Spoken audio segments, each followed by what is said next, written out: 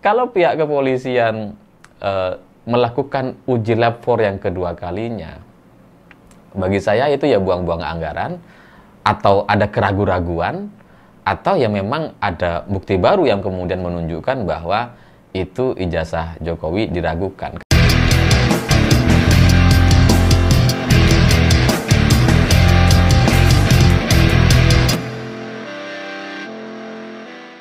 Selamat malam semuanya. Kemarin tiba-tiba ada reuni mendadak angkatan tahun 80 UGM dan Pak Jokowi ikut hadir di acara reuni dadakan tersebut. Dan menarik sekali dari acara yang dilakukan entah oleh siapa, tapi intinya ini adalah reuni Fakultas Kehutanan katanya, dan Pak Jokowi hadir menggunakan kemeja putih. Unik gitu. Ya karena reuni 212 aja itu dress code-nya sama gitu. Kalau putih-putih semua. Ini reuni UGM yang kampusnya jelas-jelas ada. Yang lain pakai baju biru, Pak Jokowi sendiri pakai kemeja putih. Ya, tapi memang Pak Jokowi itu kemana-mana pakai kemeja putih. Jangankan acara reuni, ke pantai aja pakai kemeja putih. Cuma kan ini menjadi kayak gak nyambung gitu. Reuni itu kan soal nostalgia, soal kebersamaan yang dalam tanda kutip ya kesetaraan gitu ya. Tapi Pak Jokowi tetap pakai baju putih gitu kan. Ini kan kemungkinannya dua nih. Yang pertama, entah Pak Jokowi itu sebenarnya memang bukan alumni gitu ya. Nggak ada dalam grup WA, makanya kemudian dia nggak dapat kaos, nggak dapat kaos biru gitu kan. Tetap pakai baju putih.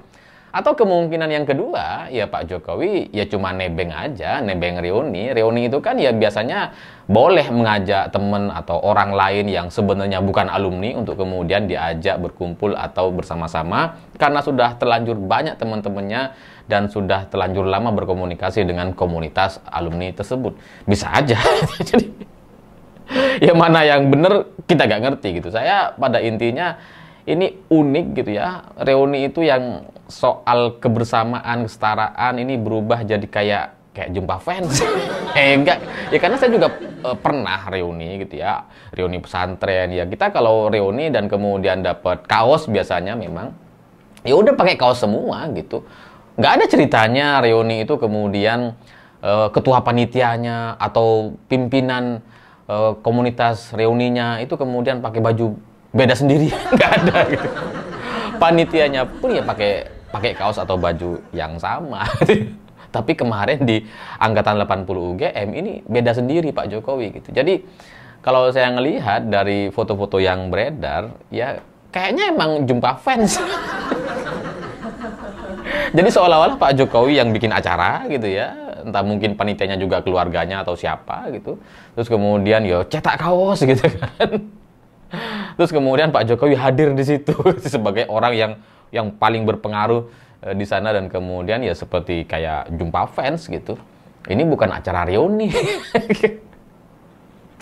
Tapi ya saya paham reuni yang mendadak atau tiba-tiba ini itu adalah dalam rangka untuk menjawab pemberitaan yang muncul di media terkait Pak Jokowi katanya tidak pernah ada dalam grup WhatsApp atau grup WA. Jadi ya makanya kemudian ada reuni dadakan seperti ini untuk menunjukkan bahwa meskipun Pak Jokowi nggak ada dalam grup WA, tapi ada dalam acara reuni angkatan tahun 80.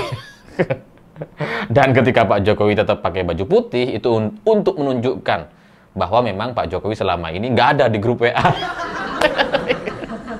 Akhirnya tetap pakai baju putih sendirian gitu. Dan ya mungkin acara reuni dadakan atau tiba-tiba ini sekaligus bagian dari permainan berita karena di saat yang hampir bersamaan atau beberapa hari sebelumnya ijazah Pak Jokowi disita.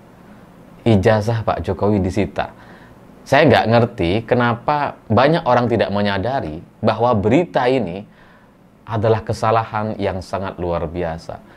Ijazah Jokowi disita bagi saya itu adalah sebuah berita yang sangat unik, janggal dan menimbulkan banyak sekali pertanyaan. Ngapain disita gitu?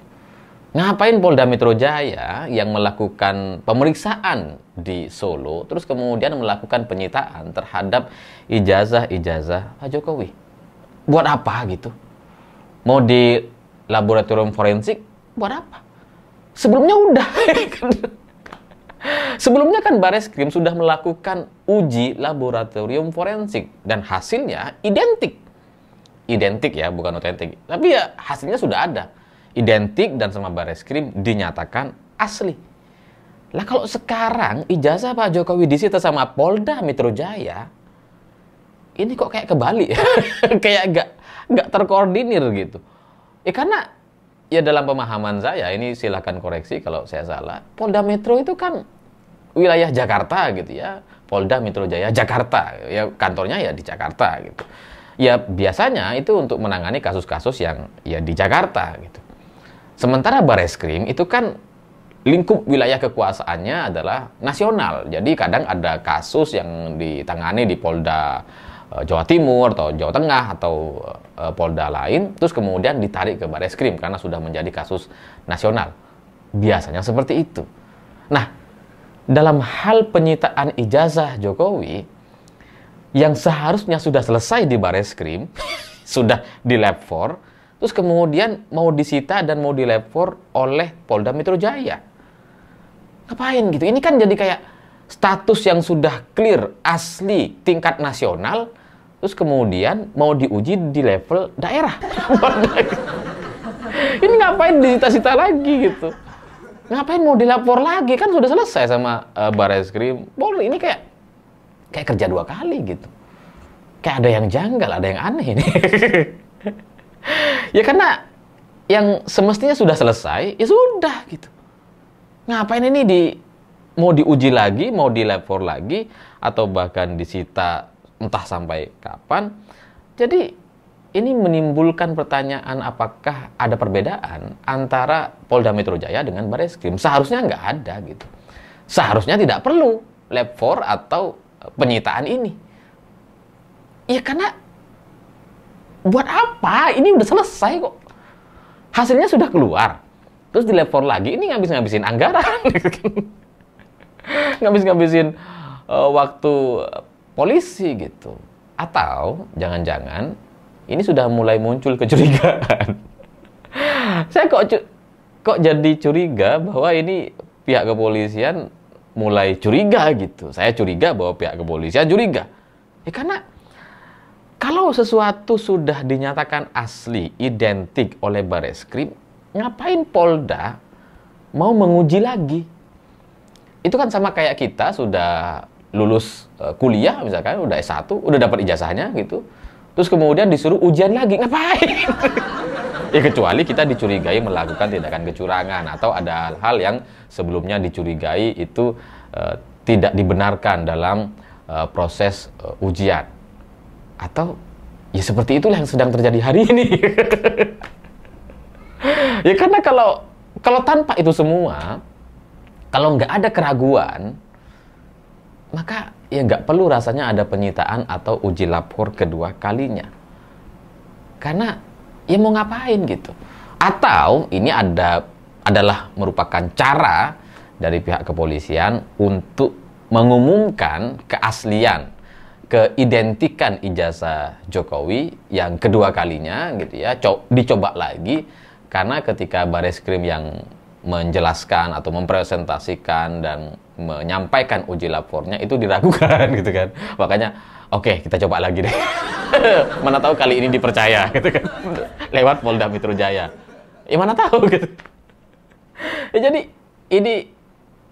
ini aneh, unik sekali dan ya seharusnya ini menjadi bahan pemberitaan dan ditanyakan oleh semua orang hari ini. Ngapain gitu ijazah yang sudah asli kok masih mau dilapor lagi gitu ya, kecuali ada kecurigaan, curiga bahwa uji lapor sebelumnya itu ada kesalahan teknis dan sebagainya, atau ada bukti-bukti baru atau kecurigaan-kecurigaan baru yang kemudian membuat ijazah itu seperti jadi diragukan. Dan situasi ini, situasi penyitaan ijazah Jokowi dan kemudian setelah itu terjadi acara reuni mendadak, itu memang seperti satu kesatuan, sejalan gitu ya. Karena di acara reuni mendadak kemarin Pak Jokowi bilang kalau ijazah saya palsu maka 88 orang yang hadir di situ itu juga palsu semua.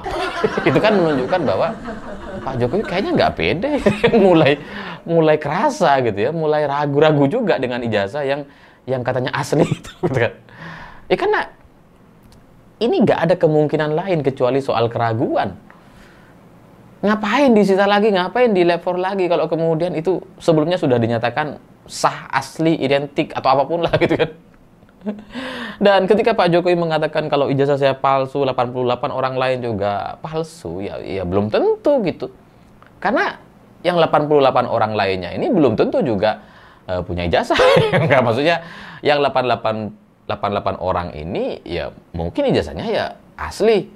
Mungkin ijazahnya ya tidak pernah hilang misalkan gitu ya, tidak pernah di remake atau bikin baru lagi gitu ya, mana tahu gitu ya.